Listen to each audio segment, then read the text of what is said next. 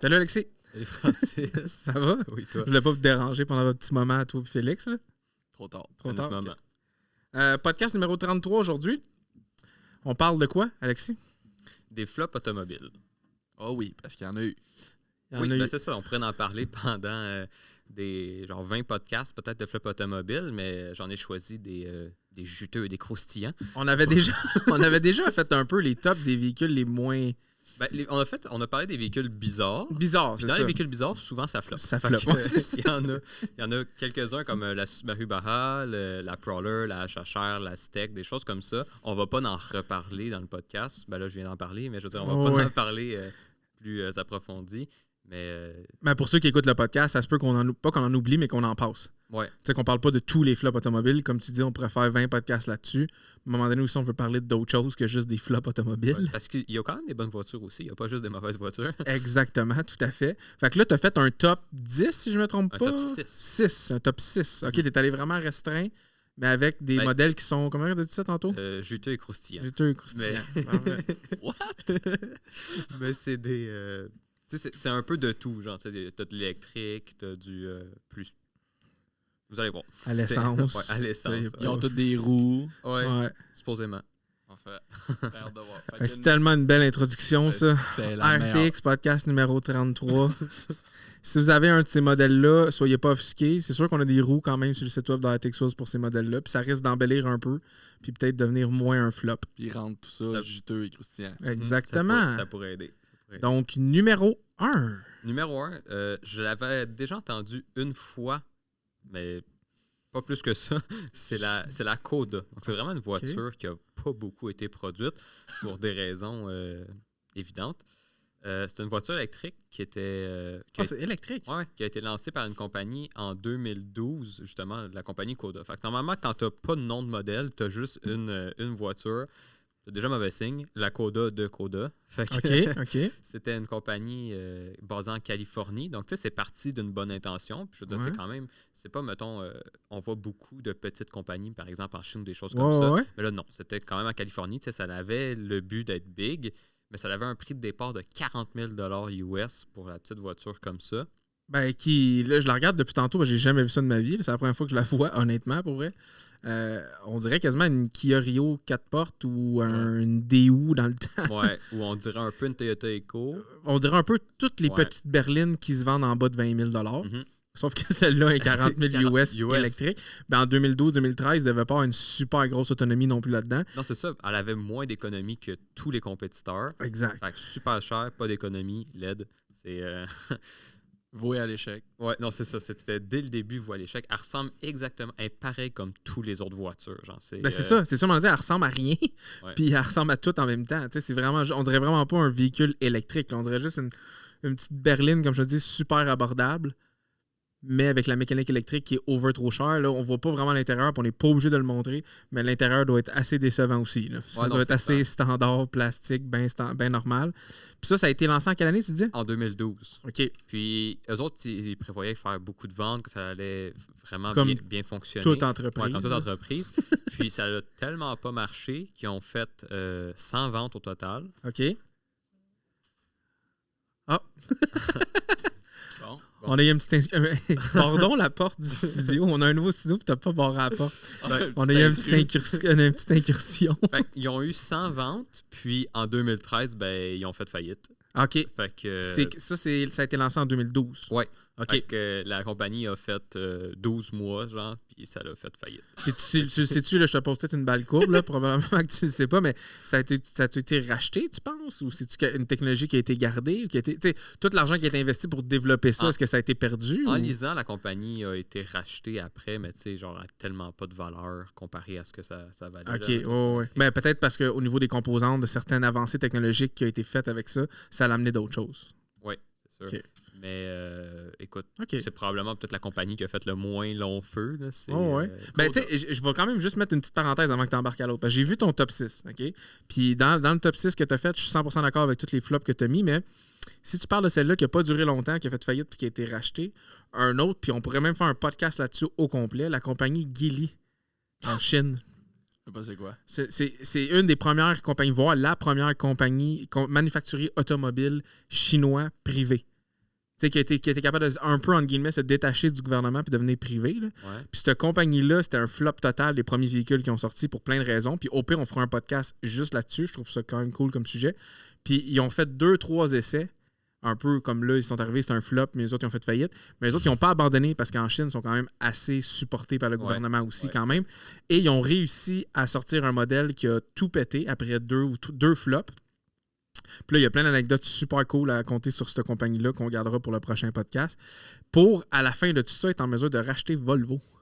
Ah, OK. Fait que là, c'est un tease, là, mais ouais, pour vrai, honnêtement, là, la compagnie Geely chinoise, ça serait vraiment un bon podcast, mettons, numéro 35-36. On pourrait parler de ça. C'est noté. Parfait. C'est noté. C'est noté. Deuxième voiture. Numéro 2. Non, mais j'essaie de faire de quoi de cool. Là. Mais non, c'était parfait. Merci. Je riais plus du véhicule. Ah, ok, ouais. C'est sans viser. Ouais. OK, ça, c'est la Sion EQ. OK. Fait que dans le fond, c'est une Toyota Corolla que Hulk a pris puis qui a fait genre, clac. Ouais, c'est peut-être Toyota EQ ailleurs au monde, là, où il n'y a pas de Sion, je sais pas. Mais de 2012 à 2015 en Amérique. Ben là, ça, c'est un Toyota EQ, là, c'est même pas un Sion. Là. Ouais, c'est le logo de Toyota en avant. Oui. Mais je comprends, c'est le même char. Là. On comprend le concept. Mais c'était pas mal la seule compétitrice, je pense, de la Smart. OK. Et je pense pas vraiment qu'il y a d'autres voitures qui ont été autant minuscules. Ben, en Amérique, je pourrais pas te dire. Je sais qu'en Asie, oui. Là. En Asie, il y en a quand même pas mal de types de véhicules qui ont été ça. Puis probablement même en Europe. Avec Renault, ils ont certains véhicules qui sont quand même tout petits. Là. Je vais pas trop m'avancer, mais je pense que tu as raison. Au niveau de la grosseur, là, c'est pas mal juste la Smart qui a été là. Sinon, il y a quoi? Ben, la Micra est plus grosse puis moins chère. La Micra a l'air grosse à côté de ça. La Micra a l'air d'un SUV quasiment à côté de ça. Là. Mais pourquoi c'était un flop, celle-là? Ben, c'est ça l'affaire. Ça, c'est des voitures, des petites voitures. Ça fonctionne très bien, mettons, au Japon, avec les keycars puis tout, parce qu'ils sont tellement là-bas qu'ils ont besoin de petites voitures puis ils n'ont pas de gros hivers ou des choses comme ça. Fait qu'ils se sont dit, ben, sûrement qu'en Amérique aussi, ils vont en avoir de besoin. Fait qu'ils sont venus ici le vendre en Amérique du Nord en 2012. Puis c'est malheureusement pour eux, c'est arrivé en plein moment de l'expansion des SUV. Fait que personne ne voulait une petite voiture comme ça. Ben, déjà, de un, c'est hyper dangereux.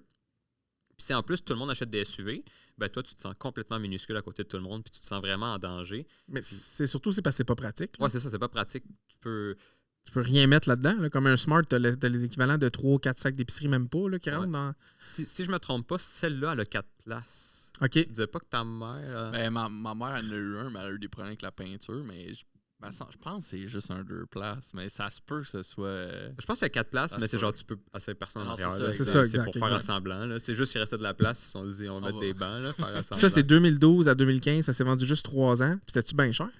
Non. Sûrement pas, là, ça devait coûter rien, là, quasiment. Mais tu sais, Sion, en fait, a disparu en 2016. Fait que ça peut expliquer un peu pourquoi ça n'a pas bien fonctionné. Ben, tu sais, Sion a disparu en 2016. On n'embarquera pas là-dedans. Là, il a disparu...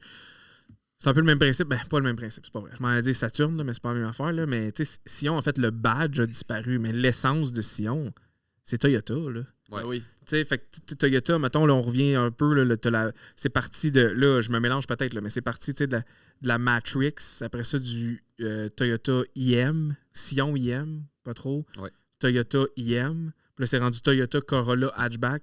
Ouais. C'est la même affaire que la Matrix de 10 ans. Là. Ouais. Mais la même affaire. Là, ils ont amélioré les choses. Mais je veux dire, Toyota a quand même une solide gamme de véhicules qui fonctionnent tout le temps. Puis ils ont essayé d'avoir une petite division un peu plus abordable. Jeune, sporty. Ben, pas tant abordable, mais jeune, sporty avec Sion. Ouais, ils ont essayé d'attirer vraiment. Exact, parce que le marketing alentour de Sion, c'était vraiment pour du 16-24. Il y avait quoi? La FRS, la IM, la IQ. Ouais. Il y avait la XD.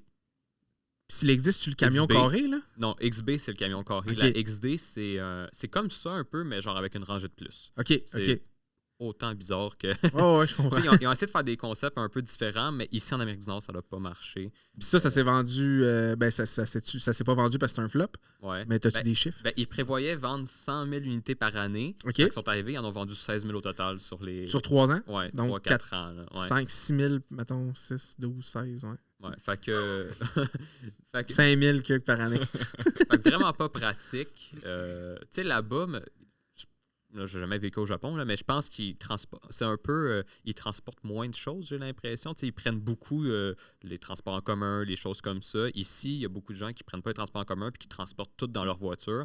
Fait qu'ils ont peut-être pas pensé à ça, puis c'est vraiment pas pratique. Là, tu peux rien transporter là-dedans. Non, exact. Mais c'est surtout aussi de la façon que peut-être les villes ou comment qu'on exploite notre territoire, là, dans le sens que, tu sais, en Asie, surtout comme tu as dit, là, Chine, Japon, c'est tellement condensé, il y a tellement de monde dans un petit espace que, tu sais, se rendre à des places, ça te prend des petits véhicules comme ça pour pouvoir te déplacer dans un centre-ville, dans une ville, comme un peu...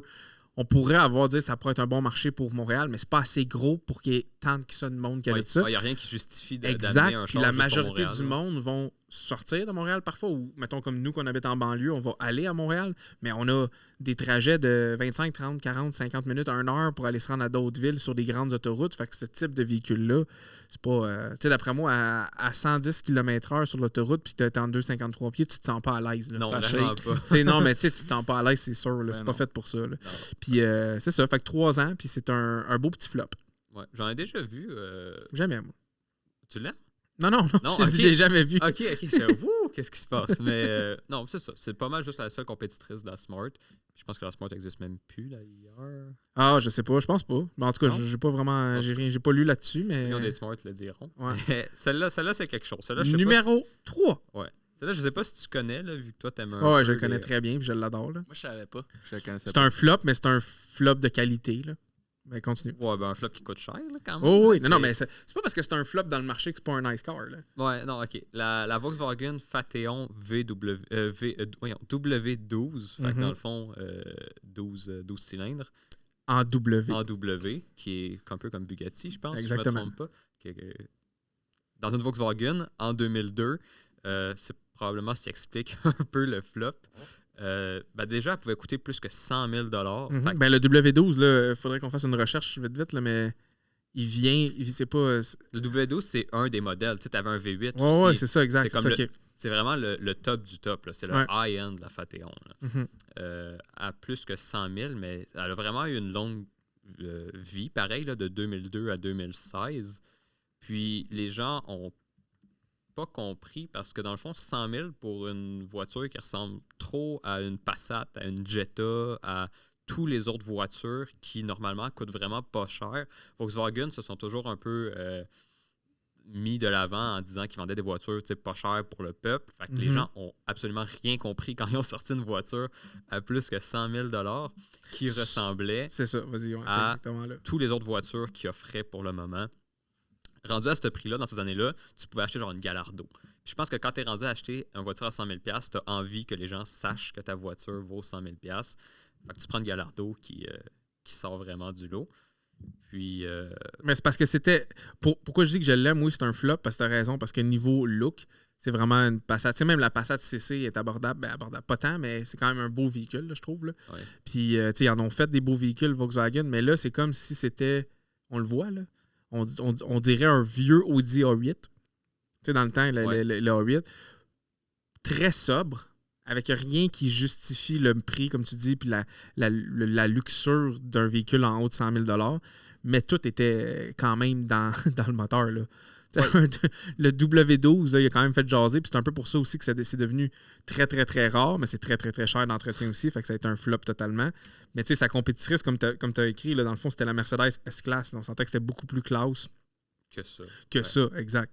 Mais pour les vrais car enthousiastes, le Phaeton ou Phaeton, peu importe comment on l'appelle, c'est avec le W12, hein, c'est quand même un modèle d'exception. Même si c'est un flop, c'est un modèle d'exception. Ben, c'est ça. Elle voulait faire la compétition au S-Class de Mercedes. Elle a fini par faire compétition avec la A8 de Audi, Ouais. qui était, spoiler, de la même compagnie. Fait que quand tu fais de la compétition toi-même, c'est jamais très, très malin. Puis en plus, elle faisait 500 elle était 500 livres plus lourde que la A8. Fait que Mais ce moteur-là, le W12, a été utilisé dans des modèles de Audi, dans des modèles de Bentley, puis dans la Phaeton de Volkswagen. Fait que, tu sais, ils ont tous partagé le même moteur-là. Fait que c'est ça. Ça faisait juste pas de sens une voiture d'un aussi gros prestige dans la ligne de Volkswagen. Là, c'est... Puis aujourd'hui, ben, tu peux en avoir pour des peanuts par rapport au prix Ouais, c'est ça, d'origine. les gens veulent s'en... Mais tu sais, la voiture à l'intérieur est très luxueuse. Elle a mettons, à l'arrière, tu as toujours comme une petite vitre en arrière. Mhm. Mais tu as même des rideaux que tu peux mettre dans cette petite vitre-là. Là. C'est vraiment... j'ai regardé des vidéos de review, justement, parce que moi, je la connaissais pas. Puis c'est vraiment très luxueux, mais à l'intérieur. Puis comme, normalement, si tu achètes une voiture de luxe, théoriquement, tu veux quand même que ça paraisse de l'extérieur. Ben, acheter une Passat de luxe, c'est pas, c'est pas ce que les surtout gens rendu veulent. à ces prix-là. Là. Ouais. OK. Là, on passe vraiment du coq à l'âne. Là. C'est complètement autre chose. Numéro 4. Parfait. Ah oui, 4, OK. Celle-là, dans le fond, c'est beaucoup de gens pensent que c'est pas nécessairement un flop, mais oui, la DeLorean a été un flop. Un flop commercial. Un flop commercial. Elle a été vraiment juste connue à cause du film Back to the Future. Mais quand elle a été comme annoncée et lancée, personne n'avait de l'intérêt pour cette voiture-là. Une voiture comme en acier brossé, personne ne vous comprenait pourquoi on voulait ça. Puis beaucoup de gens trouvaient ça laid. Juste laid parce que c'est pas à quoi ils étaient habitués. Puis cette voiture-là coûtait vraiment cher de production. Ils l'ont fait faire ailleurs, là, outre-mer. OK. Dans un pays, je me souviens plus du pays, mais en tout cas, il y avait vraiment un taux de chômage élevé dans ce pays-là. Puis le taux de conversion leur coûtait tellement cher que finalement, le faire ailleurs, ça leur coûtait plus cher que de le faire ici. Puis les employés n'étaient pas assez formés là-bas, fait qu'il y avait plein de problèmes de production. Les voitures arrivaient, puis il y avait déjà des problèmes avant même d'être vendues. Puis elle faisait 132 HP pour 2600 livres. Fait que mauvaise qualité, super lente, un look questionnable, en tout cas pour le moment. Puis une marque pas connue du tout. Une marque non plus. pas connue, c'est ça. Aussi, Qui ont fait un arrive en modèle. plein des années 80, on fait un modèle. C'était quand même difficile de penser qu'elle a percé. Ouais, puis les gens ont. Dans le fond, dans Back to the Future, ils ont utilisé cette voiture-là un peu comme une joke. Et ils trouvaient ça drôle de mettre une voiture que personne ne voulait. Fait qu'ils l'ont utilisée, puis c'est là que ça a pris de l'ampleur, puis c'est là que les gens ont commencé à être intéressés à la DeLorean. Fait que c'est parti, genre il était trop tard, là. La compagnie était déjà trop dans les dettes pour que ça les sauve. Mais il y a eu quand même une couple de ventes puis des fans. Puis tu sais, comme aujourd'hui, c'est drôle parce que c'est vrai que c'est un flop commercial, mais la majorité des vrais gros flops commerciaux, on les connaît pratiquement pas ou juste un peu. Ouais. Mais comme elle a marqué l'histoire en étant un flop quand même. Mais elle n'a pas marqué l'histoire à cause que ça a été un flop. Elle a marqué l'histoire à cause du film, c'est ça. mais ils n'ont pas plus rentabilisé DMC. Là, ouais, non, ça c'est vraiment... pauvre gars qui a lancé ça, pareil. Lui, il s'est planté, puis finalement, son c'est pareil connu. Genre, c'est ça, c'est quand même rendu un icône dans le fond de l'automobile, pareil, partout où est-ce que tu vas. Tout le monde parle de la DeLorean à cause de Back to the Future. Mais la voiture est cool. Moi, je la trouve cool. Moi, non. Pareil. Non? Non. Dommage. Numéro 5. Ah, surprise. Celle-là, est-ce que tu la connais? Je sais pas, là, faudrait que tu me montres une photo, Félix, s'il te plaît. Ben, ça, c'est le derrière de la... Ah. C'est la Lincoln Qu'est-ce Blackwood. que c'est ça? Ok, c'est un pick-up Lincoln. Ouais, ça là, ça c'est quelque chose. Tu l'as jamais entendu? Non. Non, ok. La Lincoln Blackwood, dans le fond, Lincoln, c'est Ford. Ouais. Ouais.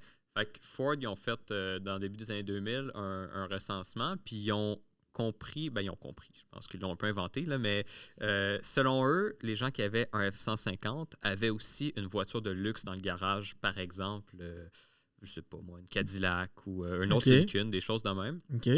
Fait qu'ils se sont dit, OK, ça a l'air bien, on va faire un pick-up de luxe, mais pas un pick-up de luxe pour remplacer le pick-up, un pick-up de luxe pour remplacer la voiture de luxe. OK. Dans le fond, eux, dans leur tête, les gens allaient acheter un F-150 et une Lincoln pick-up de luxe pour avoir comme deux pick-up. Genre avoir un pick-up la fin de semaine puis un pick-up la semaine. OK. Je pense que c'est évident là, que c'était une mauvaise idée. De toute façon, juste le look, là, c'est un F-150 avec un devant de Lincoln Navigator. Là. Ouais, c'est ça. C'est juste dégueulasse. Si tu veux montrer le derrière, le couvre, le but d'un pick-up, c'est dans le fond, tu peux mettre des affaires dedans, Ouais. mais le couvre-caisse ne s'enlève pas. Genre, tu peux juste le lever. Fait OK. que tu peux à peu près rien mettre là-dedans. Là. C'est l'équivalent d'une valise. Fait que les gens ne comprenaient pas pourquoi on achèterait un pick-up si on ne peut rien mettre dedans. Les portes de la tailgate. Ah, les portes de la tailgate, ça passe encore. Oh, là, il y en a encore des modèles. Il y a des modèles maintenant qui le font comme ça, mais c'est différent. Mais ça m'agace pas. Là. C'est vraiment plus le couvre-caisse comme ça. Ouais, En miroir. Tu peux pas l'enlever le couvre-caisse. Puis c'est ça l'affaire, c'est que tout est mal pensé. Les côtés, dans le fond, du couvre-caisse, c'est comme de l'acier poli. Fait que dès que tu y touches, tu le graphines. Fait que dès que tu mets quelque chose dans la valise, ça l'éclate la valise. Le fond était en tapis genre de Suède. Fait que dès que tu mettais quelque chose, ça déchirait toute le Suède.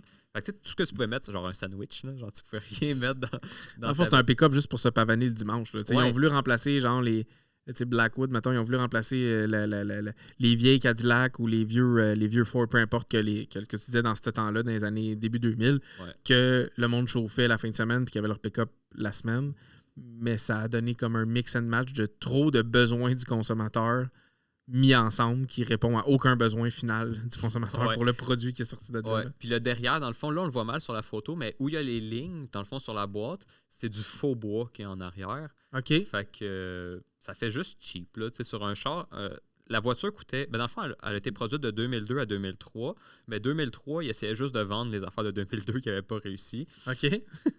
Puis ça coûtait 53 000 US dans ce temps-là, ce qui est l'équivalent d'environ 80 000 maintenant pour un pick-up non pratique.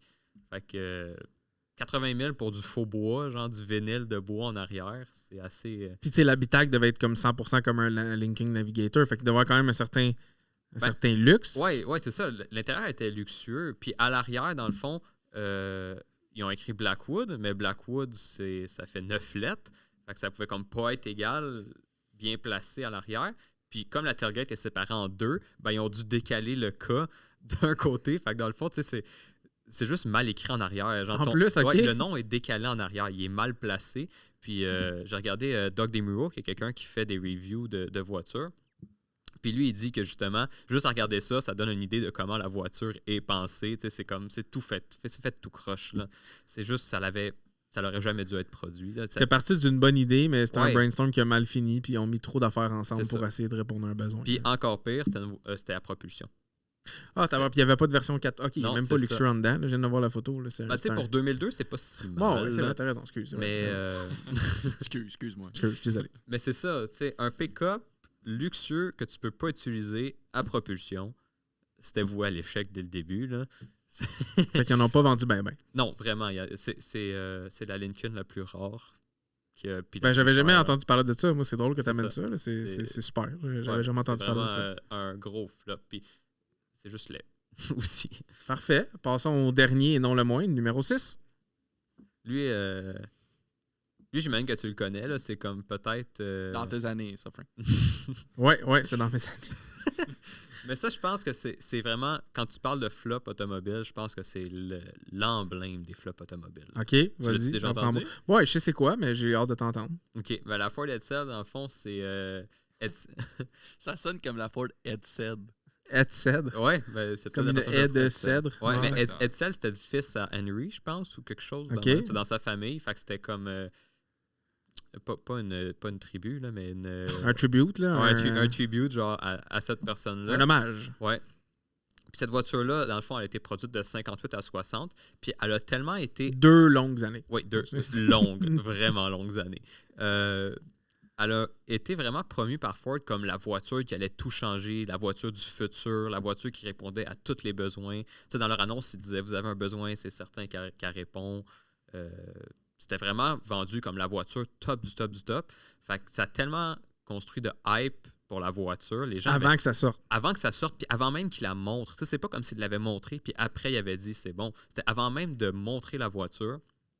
Ils ont construit tellement de hype que les gens avaient trop d'attentes, puis ils pouvaient que être déçus, genre, quand la voiture est sortie. Fait que quand elle a été montrée, là, si tu veux montrer le devant, on le voit un peu, là, mais... tout le monde a ri de la voiture, en fait.